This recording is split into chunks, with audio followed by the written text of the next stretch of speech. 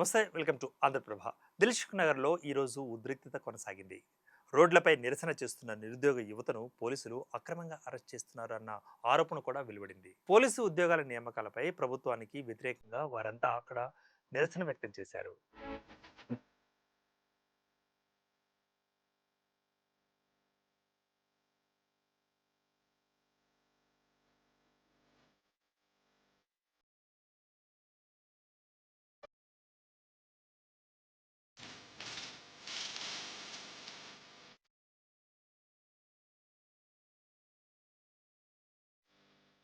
5,000 పోస్టులను కాదు, 20,000 కానిస్టేబుల్ ఉద్యోగాలను భర్తీ చేయాలని వారంతా డిమాండ్ చేశారు. అక్రమంగా అరెస్ట్ చేయబడిన నిరుద్యోగ జేఏసీ నాయకులను సరూర్ నగర్, చైతన్యపురి పోలీస్ స్టేషన్లకు పంపించారు.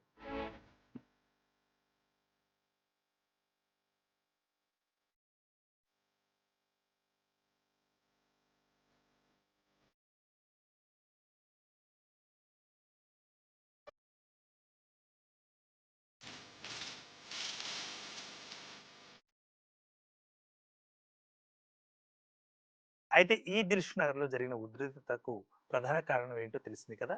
నిరుద్యోగ యువత మరోసారి వీధుల్లోకి వచ్చి ఈరోజు ఇలాంటి ప్రదర్శన నిర్వహించారు. అయితే పోలీసులకు వ్యతిరేకంగా అక్కడ హాజరైన నిరుద్యోగులు చప్పట్లు కొడుతూ నిరుద్యోగ నిరసన తెలియజేశారు.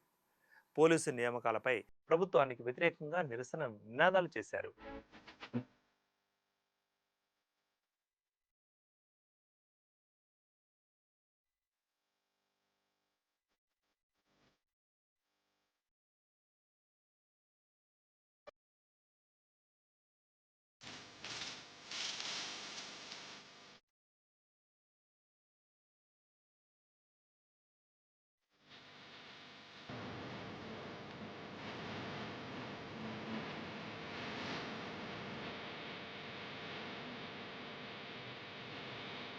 ఇక మాకు కావాల్సింది 20,000 కానిస్టేబుల్ ఉద్యోగాలు.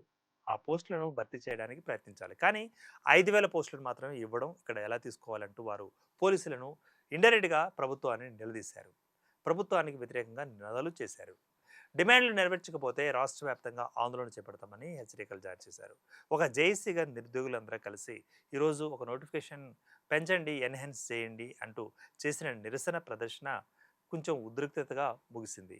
ఈ ఉద్రిక్తతల మధ్య ముగిసినా మరి రాష్ట్ర ప్రభుత్వం నోటిఫికేషన్ విషయంలో ఎటువంటి చర్య తీసుకుంటుందోనని ఆ నిరుద్యోగులందరూ కూడా ఆశగా ఎదురు చూస్తున్నారు.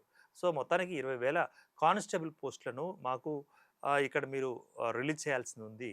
కానీ కేవలం 5,000 మాత్రమే చేస్తున్నారు కదా! మరి నెక్స్ట్ ఎప్పుడు క్యాలెండర్‌లో నెక్స్ట్ ఏ క్యాలెండర్‌లో మిగతా 15,000 మీరు భర్తీ చేస్తారు? ఆ మేరకు ఒక నోటిఫికేషన్ కూడా రిలీజ్ చేస్తారంటూ వారు అడిగిన ప్రశ్న.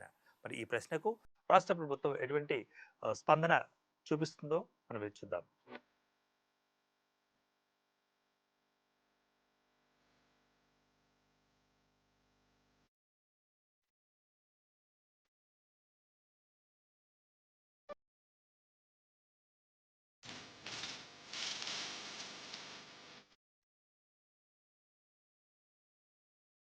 Keep watching Andhraprabha.